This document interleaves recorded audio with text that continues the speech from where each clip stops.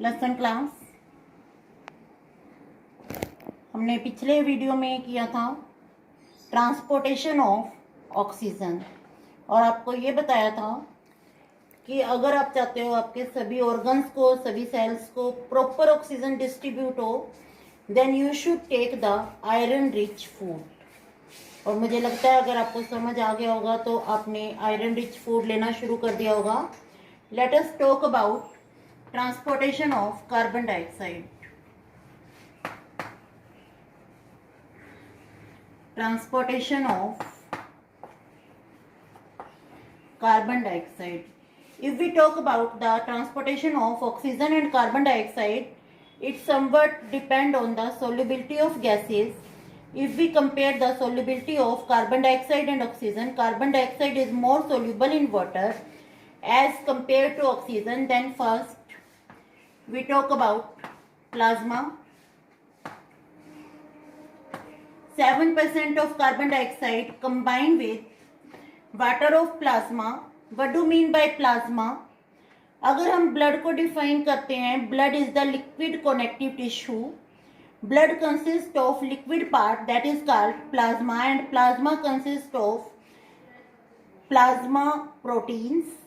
तो जो प्लाज्मा है, जो आपको लिक्विड ब्लड में दिखाई दे रहा है, आप प्लाज्मा को देख सकते हो, और जो रेड कलर है that is due to RBC, but we can see the RBC under the microscope. WBC भी माइक्रोस्कोप में देख सकते हैं, प्लेटलेट्स भी देख सकते हैं. ब्लड का जो मैक्सिमम पार्ट हम देख रहे हैं वो प्लाज्मा हम देख पा रहे हैं, पर उसमें RBC, WBC, प्लेटलेट्स सभी प्रेजेंट हैं, but they are not visible with the naked eye. Then 7% of carbon dioxide combined with plasma. Second is then water in RBC. It also combined with water in RBC to form the carbonic acid. We talk about 70% of carbon dioxide. It combined with water of RBC to form carbonic acid, and this reaction is reversible. Here is formation of carbonic acid. This is carbonic acid. In the presence of enzyme, carbonic anhydrase. Carbonic anhydrase, इसको मैंने represent किया है CA से, that is carbonic anhydrase. Then this carbonic acid get dissociated into H positive plus HCO3 negative. This is the maximum carbon dioxide, that is the 70% of carbon dioxide. It is transported as carbonic acid. How this carbonic acid is formed? When this carbon dioxide combined with water in RBC, it forms the carbonic acid. And this process is catalyzed by the enzyme. Name of the enzyme is carbonic anhydrase, and this process is very fast in RBC because RBC contain large amount of this enzyme, that is carbonic anhydrase. फिर हम plasma की बात करें. Plasma में भी process होती है but very slow, because in plasma very less amount of carbonic anhydrase is present, that is only in trace amount. फिर आप यहाँ रिएक्शन देख रहे हैं, water plus carbon dioxide, it form the carbonic acid, dissociation of the carbonic acid. अब हम बात करते हैं अपने टिश्यू और लंग्स की. अगर टिश्यू की बात कर रहे हैं तो जो हीमोग्लोबिन है that take the carbon dioxide, या फिर हम यहाँ वाटर की बात कर रहे हैं, आरबीसी भी कार्बन डाइऑक्साइड को ले रही है. तो टिश्यू में जो आरबीसी हैं उनमें कार्बोनिक एसिड बन रहा है. ये कार्बोनिक एसिड कार्बन डाइऑक्साइड को लेकर जा रहा है. जब यही आरबीसी लंग्स में पहुंच जाती हैं तो ये इस कार्बन डाइऑक्साइड को रिलीज कर देती हैं. तो अगर हम ये वाला पार्ट करें, water plus carbon dioxide give rise to carbonic acid, and this carbonic acid dissociate into H positive plus HCO3 negative.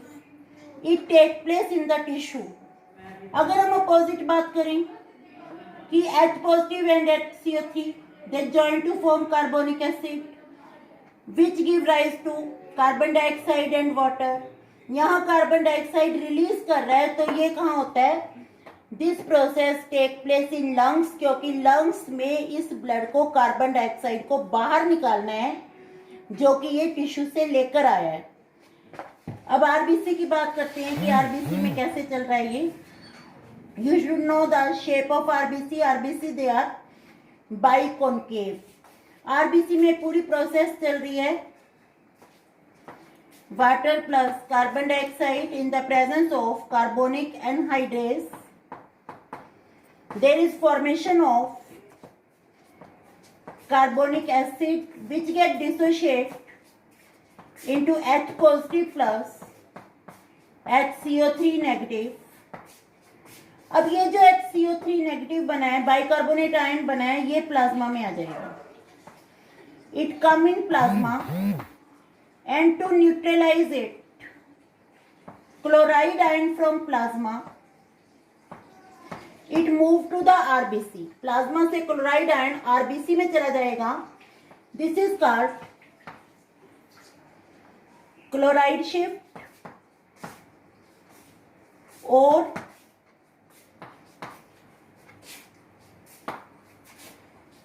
Hamburger's phenomena.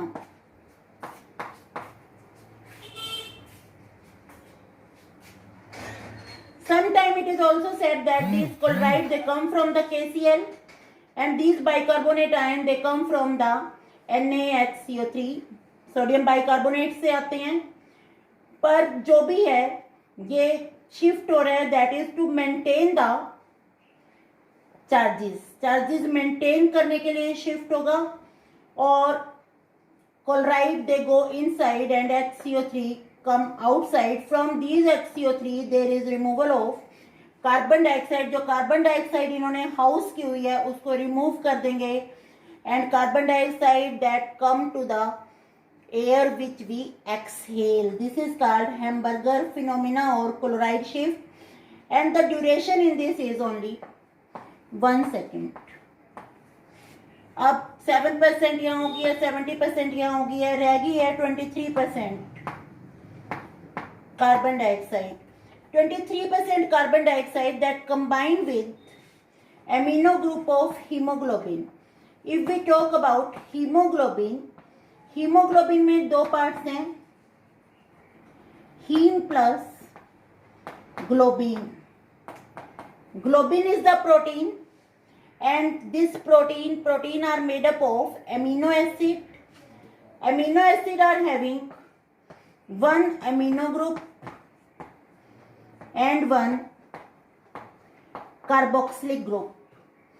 This carbon dioxide, 23% carbon dioxide combined directly with amino group of hemoglobin to form carbamino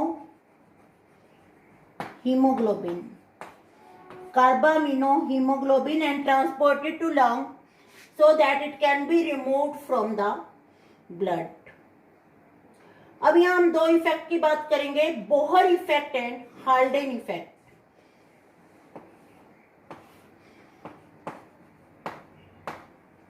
Bohr and Haldane effect both are antagonistic. Oxygenated blood is distributed to each and every cell by the left side of heart. Heart से oxygenated blood जा रहा है, oxygenated blood की बात कर रहे हैं, that means we are talking about the oxyhaemoglobin. Oxyhaemoglobin की एक टेंडेंसी है कि जब ये टिश्यू में जाएगा तो वहां ये डिसोशिएट होकर ऑक्सीजन को रिलीज कर देगा। अब रीजन क्या है कि ये टिश्यू में डिसोशिएट हो रहा है? टिश्यू में ऑक्सीजन कॉन्टिन्यूसली यूज हो रही है, कार्बन डाइऑक्साइड प्रोड्यूस हो रही है। टिश्यू या सेल में कार्बन डाइऑक्साइड का पार्शियल प्रेशर ज्यादा है, या हम कहेंगे कार्बन डाइऑक्साइड की कंसंट्रेशन टिश्यू में ज्यादा है। When there is high amount of carbon dioxide, this oxyhemoglobin will dissociate. to release oxygen. Oxy haemoglobin से ऑक्सीजन की अनलोडिंग हो जाएगी, वो ऑक्सीजन को छोड़ना शुरू कर देगा. तो इसका मतलब ऑक्सीजन का ट्रांसपोर्ट हो गया सेल में. अब जब ऑक्सीजन का ट्रांसपोर्ट सेल में होगा तो ये किसको स्टिमुलेट करेगा? ये स्टिमुलेट करेगा कार्बन डाइऑक्साइड को, कि ये जो कार्बन डाइऑक्साइड सेल में बनी हुई है ये हीमोग्लोबिन के साथ कंबाइन करे, जैसे मैंने यहाँ बताया आपको, एज द कार्बामिनो हीमोग्लोबिन और with the water as carbonic acid. First, dissociation of oxyhemoglobin to release oxygen in the tissue due to high partial pressure of carbon dioxide. It is called Bohr effect. Due to Bohr effect, oxyhemoglobin unload and release the oxygen.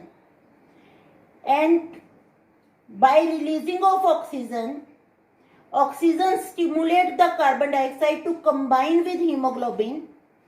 When carbon dioxide combine with hemoglobin, this is called Haldane effect. This is all about the transpiration of carbon dioxide. If we talk about the amount of carbon dioxide that is transported, that is 100 ml of blood transport 4 ml of carbon dioxide, 7% of which is transported by combining with water of plasma, 70% under the influence of carbonic anhydrase. It forms the carbonic acid which can be dissociated. When this carbonic acid dissociates into bicarbonate ion, this is called carbon dioxide housing effect, क्योंकि carbon dioxide को tissue से लेकर जा रहा है और उसको blood में रिलीज कर देता है. And 23% carbon dioxide it combined with amino group of hemoglobin to form carbaminohemoglobin. Next we talk about some centers which are present in our nervous system which control the rate of respiration. This is our next topic, that is the control of respiration.